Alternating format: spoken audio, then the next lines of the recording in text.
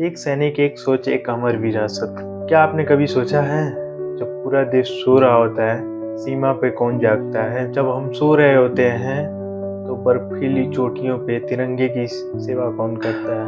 उन्होंने कहा था, अक्सर देखा गया है भारतीय सेना में लोग भारतीय सेना को नौकरी का जरिया मानते हैं। गलत है, वो अपने दिमाग से निकाल दें। भारतीय सेना नौकरी का जरिया केवल नहीं है, जीता जागता उदाहरण है। अगर आपको भारतीय सेना में सम्मिलित होना है तो आपको शारीरिक, मानसिक, हर तरीके से पूर्णतः तैयार होना होगा।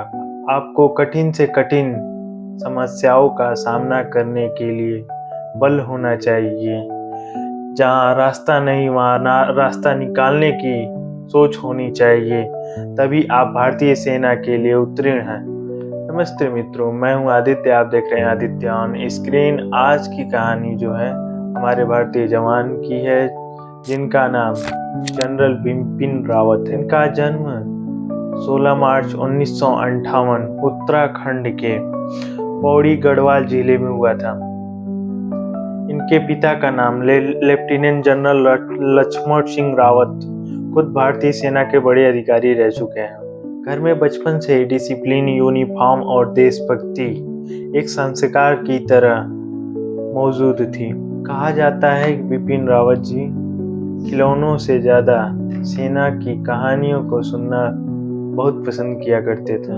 उन्होंने पढ़ाई की सेंट एडवर्ड स्कूल शिमला में। इसके बाद चयन हुआ एनडीए में, नेशनल डिफेंस एकेडमी। एनडीए में वे न सिर्फ पढ़ाई में बल्कि फिजिकल ट्रेनिंग में भी अव्वल रहे हैं। इसके बाद भारतीय सैन्य अकादमी IMA देहरादून, जहां 1978 में वे भारतीय सेना जनरल रावत जी को मिला 11 गोरखा रावत। ये वही गोरखा है जिनका नारा कायरो को मौत से डर लगता है। उन्होंने जम्मू कश्मीर, पूर्वोत्तर भारत, LOC जैसे बेहद संवेदनशील इलाकों में सेवा दी है। वे हमेशा कहते थे, कुर्सी पर बैठ के युद्ध नहीं जीता जा सकता, युद्ध जमीन पे लड़े जाते हैं। जनरल बिपिन रावत आतंकवाद पे कभी नरम नहीं पड़े। उनका साफ संदेश रहा है, अगर गोली चलेगी तो जवाब में भी गोली चलाई जाएगी। 2016 की सर्जिकल स्ट्राइक भारत की सैन्य सोच में एक बड़ा बदलाव। दुनिया को यह साफ संदेश मिला, भारत अब चुप नहीं बैठेगा। 2016 में वो बने भारत के 27वें थल प्रमुख सेना। उनके कार्यकाल में जवानों की सुविधा बहुत तेजी से बढ़ी। 2019 बालाकोट एयर स्ट्राइक, पूरी दुनिया ने भारत की ताकत को देखा। 31 दिसंबर 2019 को इतिहास रचा गया। जनरल बिपिन रावत भारत के पहले chief of defence staff CDS की पद पे प्राप्ति की। उनका लक्ष्य था तीनों सेना का तालमेल, थिएटर कमांड सिस्टम, भविष्य के युद्ध के लिए तैयार। वे जानते थे आने वाला युद्ध टेक्नोलॉजी और रणनीतिपूर्ण होगा। जनरल रावत की पत्नी मधुलिका रावत उनके साथ हमेशा रही।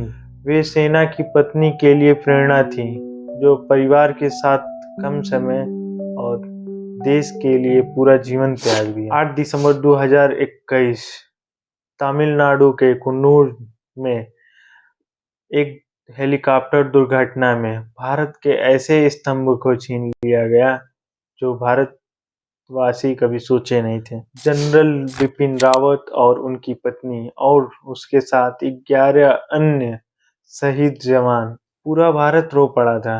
आज हमारे बीच जनरल बिपिन रावत नहीं रहे, लेकिन उनका साहस, उनका सोच, उनका नेतृत्व हमेशा जिंदा है। वे हमेशा सिखा गए, देश के लिए जीना आसान नहीं, लेकिन देश सबसे सम्मानजनक है। जनरल बिपिन रावत अमर हैं, भारत सुरक्षित है, क्योंकि ऐसे वीर सुपुत्र केवल भारत की धरती पे ही जन्म लेते हैं। मैं बिपिन रावत जी के लिए दो पंक्तियां बोलना चाहता हूँ। जो देश की हिफाजत के लिए सरहद पे आते हैं, जो देश की हिफाजत के लिए सरहद पे आते हैं, अक्सर इनका इश्क किस्से अधूरे रह जाते हैं। अक्सर इनके इश्क किस्से अधूरे रह जाते हैं। जय हिंद, जय भारत।